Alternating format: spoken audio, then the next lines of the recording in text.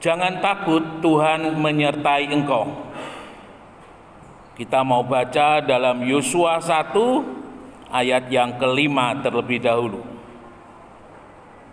Dipersilakan Ibu Else untuk membantu membacakan ayat-ayat yang kita baca pagi hari ini.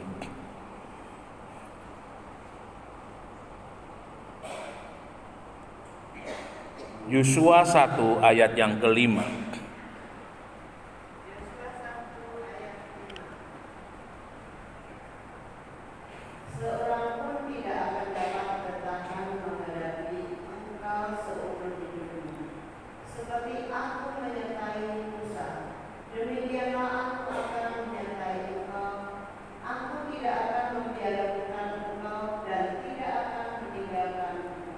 Ya, terima kasih.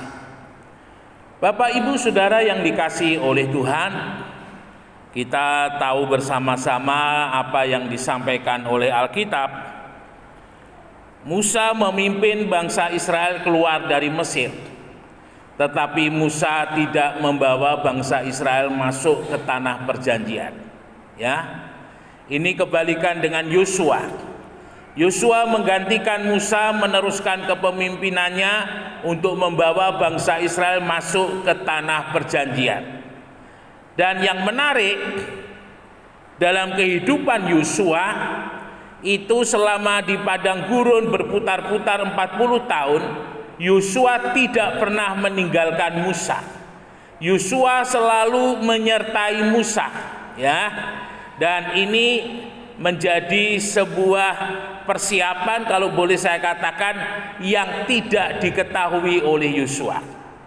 Nah, di dalam kehidupan daripada Yosua, dia ditempa di padang gurun, ya. Jadi dia menerima pendidikan dari Tuhan melalui Musa selama di padang gurun. Dan Yosua ini menarik, karena dia tidak termasuk golongan orang-orang Israel yang menolak masuk tanah perjanjian. Yosua adalah orang yang mau menerima masuk ke tanah perjanjian. Kita ingat ketika bangsa Israel sudah sampai di dekat dengan tanah perjanjian, mereka katakan, Musa, bangsa yang mendiami tanah-tanah perjanjian, orang-orang Het, orang-orang Lewi, orang-orang Amori, ya, mereka adalah bangsa-bangsa raksasa.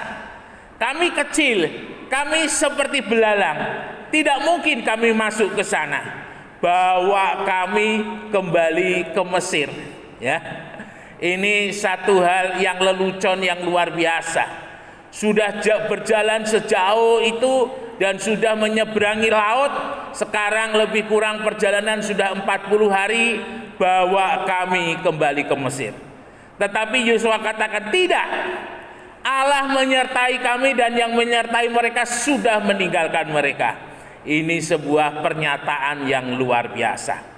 Bapak, Ibu, Saudara yang dikasihi oleh Tuhan, kita lihat di dalam ayat 5 yang sudah kita baca tadi, bagaimana Tuhan berfirman untuk meneguhkan panggilan Yosua di dalam memimpin bangsa Israel.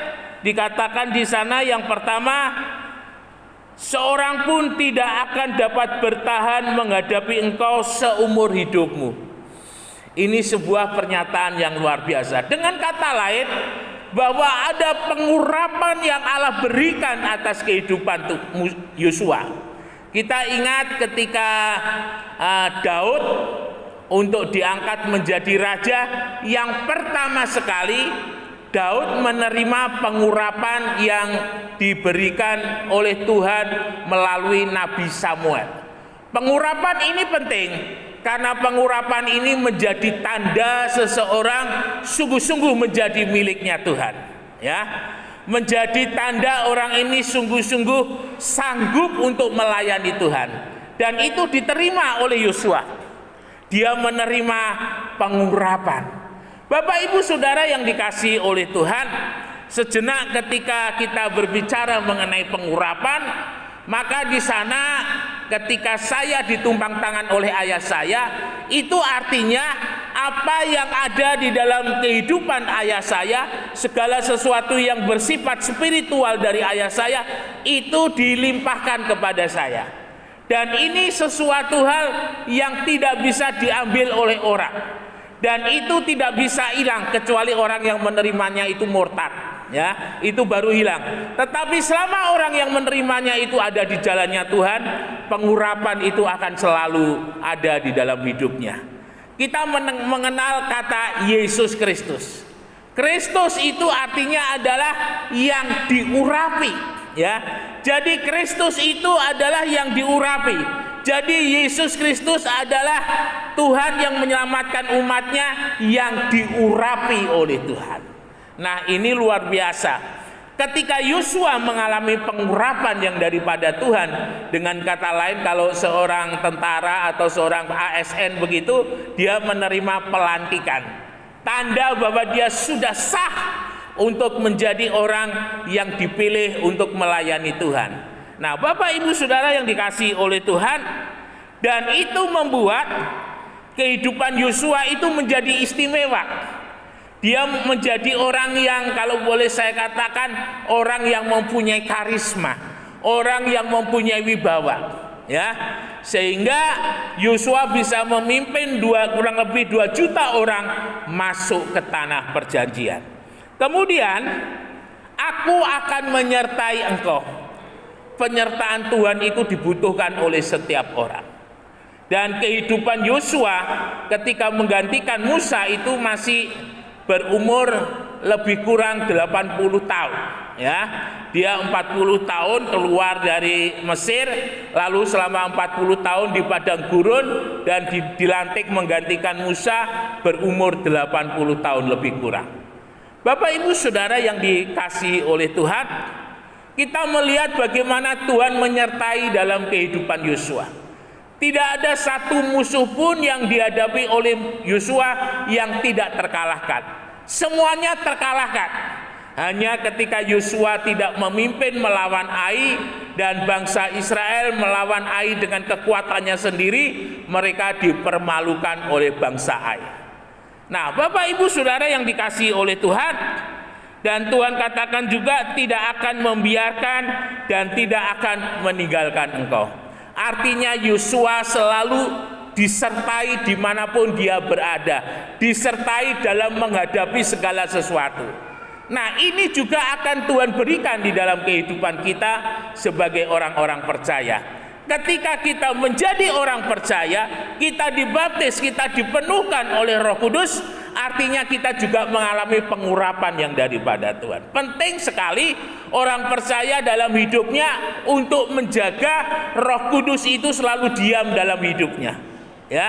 Kadang ada orang percaya dia melayani, tetapi sudah tidak ada lagi pengurapan Roh Kudus. Artinya Roh Kudus diam di dalam hidupnya, tidak melakukan apa-apa. Nah, ini sangat disayangkan. Kalau boleh saya katakan, mungkin dia seorang pelayan Tuhan yang sudah lama, pelayan Tuhan yang dari turun-temurun, kalau boleh saya bilang. Tetapi kalau tidak ada pengurapan Roh Kudus, dia melayani tanpa siapa-siapa. Dia melayani tidak untuk siapa-siapa. Karena pelayanan kita yang sampai kepada Tuhan adalah pelayanan di dalam pengurapan Roh Kudus, ya. Jadi kalau pelayanan kita tidak diurapi oleh Tuhan, itu sama halnya kita menyanyi hanya untuk jemaat. Kita memuji Tuhan hanya untuk jemaat. Kita main musik hanya untuk didengar oleh orang, tetapi tidak ada untuk memuliakan Tuhan. Nah, ini menjadi sebuah peringatan penting di dalam kehidupan kita, karena akhir zaman ini kita melihat bagaimana ada banyak gereja, mereka berlomba-lomba memainkan seni musik yang luar biasa baiknya, tetapi tanpa pengurapan, apapun yang mereka lakukan itu tidak berkenan di hadapan Tuhan. Nah, Bapak Ibu Saudara, sekarang ayat yang ke-6, kuatkanlah dan teguhkanlah hatimu. Bagaimana Tuhan menyatakan dirinya kepada Yosua ketika memimpin bangsa Israel untuk selalu kuat dan teguh. Artinya yang pertama yang dihadapi oleh Yosua itu nggak ecek-ecek. Yang dihadapi oleh Yosua untuk masuk tanah perjanjian tantangannya luar biasa. Bapak Ibu yang dikasihi oleh Tuhan, kita mungkin berpikir, mengapa Tuhan tidak menyingkirkan tantangan itu? Tetapi Tuhan tetap memakai Yosua untuk menyingkirkan tantangan itu. Sebagai orang percaya kita harus sadar, ya, karena seperti halnya bangsa Israel. Bangsa Israel itu kalau tidak melihat, kalau tidak mengalami, kalau tidak menjalani, dia tidak percaya. Nah, demikian juga yang Tuhan mau lakukan kepada Yosua, supaya imannya Yosua bertambah kuat, percayanya kepada Tuhan semakin kokoh. Tuhan memakai Yosua untuk melakukan segala sesuatu yang luar biasa ketika memasuki tanah perjanjian.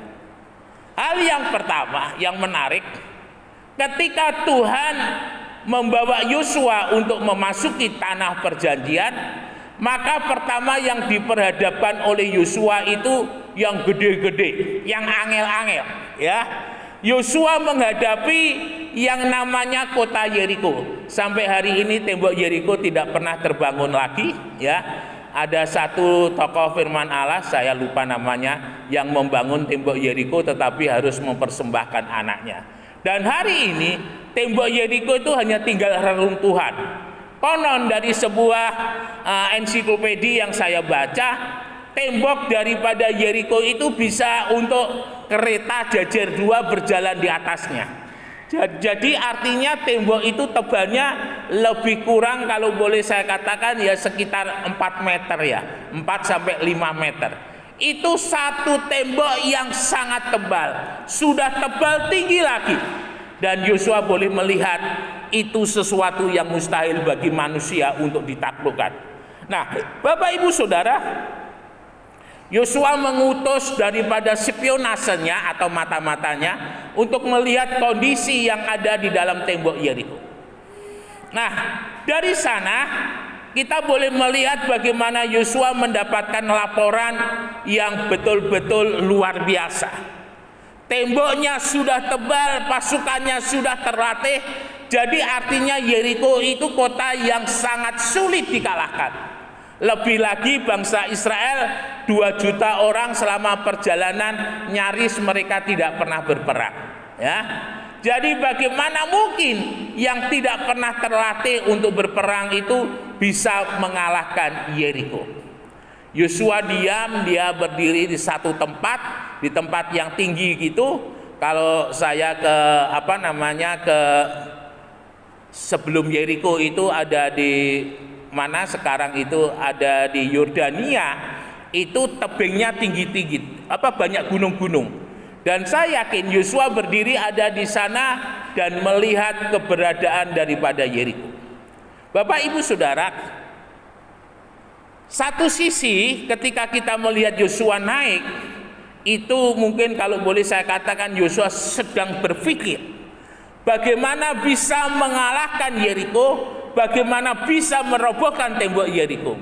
Tetapi di sisi yang lain saya melihat menyendirinya Yosua di atas bukit itu sebenarnya Yosua sedang berinteraksi dengan Tuhan, berkomunikasi dengan Tuhan, berbicara dengan Tuhan. Dengan kata lain, ketika menghadapi persoalan yang besar, Yosua hanya mau katakan, Tuhan, apa yang harus aku lakukan? Tuhan, apa yang harus saya kerjakan? Langkah pertama Yosua datang kepada Tuhan. Langkah pertama Yosua minta kepada Tuhan. Nah, ini yang boleh menjadi satu teladan di dalam kehidupan kita. Yosua tahu sesulit sesukar apapun yang dihadapinya, kalau dia bersama dengan Tuhan pasti bisa dikalahkan. Bapak Ibu Saudara yang dikasihi oleh Tuhan, dan dalam persekutuannya dengan Tuhan, Yosua dihampiri oleh malaikat Tuhan dan diberitahu caranya untuk boleh mengalahkan tembok Yeriko. Bapak Ibu Saudara, cara yang ditunjukkan oleh malaikat Tuhan itu adalah cara yang tidak masuk akal menurut manusia. Cara yang luar biasa, cara yang membuat Yosua bingung kira-kira kalau boleh saya katakan, tetapi di sana ada iman Yosua dan Yosua melakukan yang dikatakan oleh malaikat. Malaikat Tuhan memerintahkan setiap hari mengelilingi tembok Yeriko itu 1 hari 1 kali.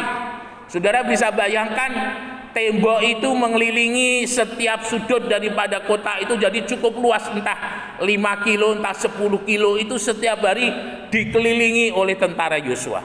1 hari 1 kali mereka diam. Mungkin hari yang pertama orang-orang Yeriko sudah siap-siap. Hari yang kedua siapnya agak kendor, ya. Mungkin hari yang ketiga mereka mulai agak tenang. Hari yang keempat mereka mulai mengejek tentara Israel. Hari yang kelima, hari yang keenam demikian. Sampai akhirnya hari yang ketujuh, dan pada putaran yang ketujuh semua yang mengikut daripada Yosua diperintahkan untuk berteriak. Dan ketika mereka berteriak, tembok yang tebal itu roboh. Bapak Ibu Saudara yang dikasihi oleh Tuhan, ini adalah sebuah penyertaan yang Tuhan tunjukkan kepada Yosua. Penyertaan pertama ketika mereka menyeberangi sungai Yordan. Dan penyertaan yang kedua yang dilihat adalah ketika mereka mengalahkan Yeriko. Tidak berkesudahan kasihnya Tuhan dan sampai selama-lamanya menyertai dalam kehidupan Yosua. Dan ini juga akan dialami oleh kehidupan kita orang percaya. Ketika kita ada hidup takut akan Tuhan, menurut akan firman Allah, maka kita akan berjalan di dalam tuntunan Tuhan yang dahsyat. Ya, mungkin saudara berpikir mengapa Yeriko tidak dikalahkan dulu? Karena kalau langsung Tuhan robohkan, Yosua tidak melakukan apa-apa. Yosua tidak melihat Allah bekerja melalui kehidupannya. Tetapi Tuhan pakai Yosua supaya Yosua sadar bahwa Allah bekerja melalui kehidupannya untuk mengalahkan Yeriko. Dan itu cukup membuat iman daripada Yosua semakin meningkat. Sekarang kita mau melihat yang berikut, ayat yang ke-7. Kuatkanlah dan teguhkanlah hatimu. Engkaulah yang akan memimpin bangsa ini memiliki negeri yang kujanjikan dengan bersumpah kepada nenek moyang mereka untuk diberikan kepada mereka. Bapak Ibu Saudara yang dikasihi oleh Tuhan, ayat yang ke-7 ini menjadi sebuah ayat yang menarik. Bagaimana Yosua diperintahkan untuk menguatkan dan meneguhkan di dalam kehidupannya. Kita kalau mau mundur sejenak, kita ingat bangsa Israel adalah bangsa pilihan Tuhan. Itu dimulai dengan Tuhan memanggil Abraham dari Haran. Haran itu kalau tidak salah sekarang ini sekitar Irak, ya. Lalu Abraham berjalan kurang lebih jarak Irak daripada Israel itu sekitar 700-800 kilo. Dan Abraham mengelilingi ketika dalam pasal yang ke-13 naik sebuah bukit dan Tuhan katakan, sebatas matamu memandang, ya, aku akan memberikan negeri itu semuanya untuk kamu. Ini sebuah pernyataan Tuhan yang luar biasa. Jadi bagaimana Abraham memandang sampai yang titik yang paling jauh, titik yang paling kecil, negeri itu akan diberikan oleh Abraham. Bapak Ibu Saudara, ini sebuah pernyataan yang luar biasa. Dan Abraham diperintahkan oleh Tuhan mengelilingi negeri itu. Saudara bisa bayangkan umur 75 tahun, lalu Tuhan memberikan Ishak itu umur 100 tahun. Jadi kurang lebih 25 tahun Abraham berjalan. Ya, taruhlah Abraham mengelilingi negeri itu sekitar 22 atau 24 tahun lebih kurang, ya. Itu jangka waktu yang cukup lama. Tuhan memerintahkan Abraham untuk berjalan mengelilingi negeri itu satu persatu. Nah, Bapak Ibu Saudara yang dikasihi oleh Tuhan, kemudian yang dilakukan oleh Abraham ini diteguhkan oleh Yusuf. Karena Tuhan berfirman kepada Abraham, nanti satu masa, satu waktu, keturunanmu itu akan menjadi budak di Mesir. Dan selama beberapa ratus tahun mereka di sana, mereka akan kembali dan menjadi sebuah bangsa. Bapak Ibu Saudara yang dikasihi oleh Tuhan, cara Tuhan memperkembangbiakkan bangsa Israel itu luar biasa. 60 orang lebih kurang yang dipimpin oleh Yakub, mereka masuk ke Goshen, tempat di mana Tuhan memberikan untuk bangsa Israel. Nah, dari 60 orang itu selama 350 tahun berkembang biak menjadi lebih kurang 2 juta orang. Itu hanya laki-laki. Jadi kalau ada jumlah nominal yang dihitung, itu hanya laki-laki, belum termasuk perempuan dan sebagainya. Nah, Bapak Ibu Saudara yang dikasihi oleh Tuhan, itu diteguhkan melalui panggilan Yusuf menjadi raja kedua di Mesir, dan akhirnya mereka menjadi bangsa yang besar dan masuk menuju ke tanah perjanjian selama menanti kurang lebih 340-350 tahun. Sebuah proses yang panjang. Jadi artinya ketika Tuhan berjanji itu pasti digenapi. Waktunya Tuhan itu bukan waktu kita. Waktunya Tuhan itu adalah waktu yang tepat menurut dan kehendak daripada Tuhan. Dan ketika kita menanti waktunya Tuhan, biarlah kita senantiasa ada di dalam bersekutu dengannya. Semakin dikuatkan, semakin diteguhkan dalam penantian itu, sampai penantian itu menjadi nyata. Kemudian yang berikut, kuatkan dan teguhkanlah hatimu dengan sungguh-sungguh, bertindak hati-hati sesuai dengan seluruh hukum. Itu sudah kita sampaikan tadi. Sekarang ayat yang ke-8, jangan menyimpang ke kanan dan ke kiri, supaya engkau beruntung. Bapak Ibu Saudara yang dikasihi oleh Tuhan, ini adalah sebuah pernyataan Tuhan yang luar biasa. Tuhan sadar bahwa ketika bangsa Israel keluar dari Mesir, itu sudah ada bangsa-bangsa di sekitar perjalanan mereka.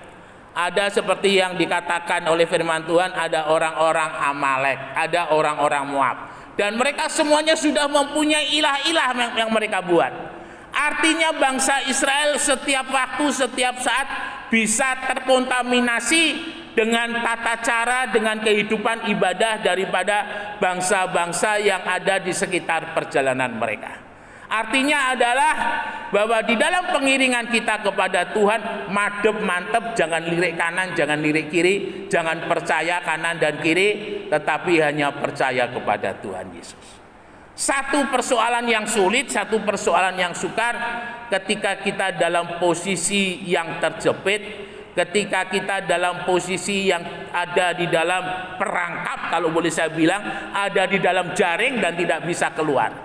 Nah, di sana sebenarnya iman kita diuji oleh Tuhan. Sampai seberapa besar kekuatan kita, sampai seberapa besar kesetiaan kita kepada Tuhan. Kita ingat kehidupan daripada Ayub. Ayub ini saya pikir dia adalah orang yang luar biasa. Bagaimana dia bekerja selama beberapa tahun, beberapa puluh tahun, dia mengumpulkan, punya sawah yang cukup besar, punya ternak yang banyak, dan punya hal yang melimpah kalau boleh saya bilang. Tetapi dalam waktu 1 minggu, saya boleh katakan semuanya habis. Yang pertama, anak-anaknya mati. Kemudian yang kedua, ada orang yang datang sawahnya dirampok.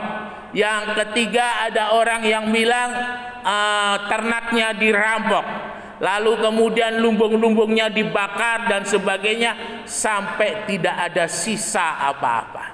Bapak Ibu Saudara, ketika kita mengalami hal yang seperti ini, maka itu sesuatu hal yang sulit bagi kita. Tetapi kita boleh melihat keteguhan iman daripada Ayub.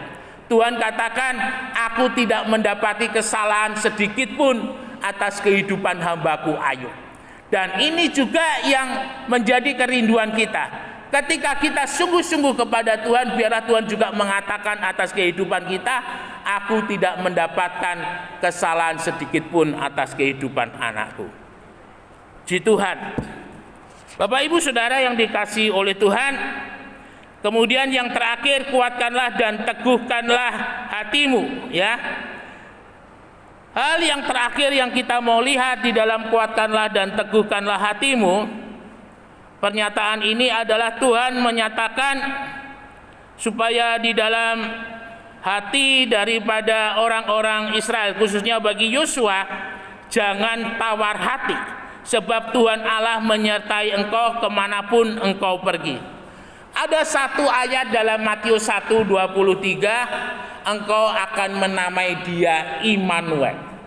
Hari ini Immanuel ada bersama-sama dengan kita. Hari ini Tuhan Yesus ada bersama-sama dengan kita. Ya. Dan ketika Tuhan bersama dengan kita, kita jangan coba-coba jauh. Kita jangan coba-coba meninggalkan Tuhan. Tetapi kita mau seiring sejalan dengan Tuhan. Apa yang Tuhan mau itu yang kita lakukan. Apa yang Tuhan minta itu yang kita kerjakan. Ketika kita berjalan bersama-sama dengan Tuhan, pasti Bapak Ibu Saudara, kita boleh sampai di tempat tujuan.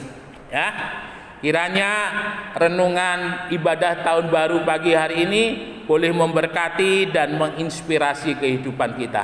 Lebih setia, lebih sungguh-sungguh, nama Tuhan dipermuliakan. Immanuel, Tuhan Yesus memberkati, beri kemuliaan bagi nama Tuhan.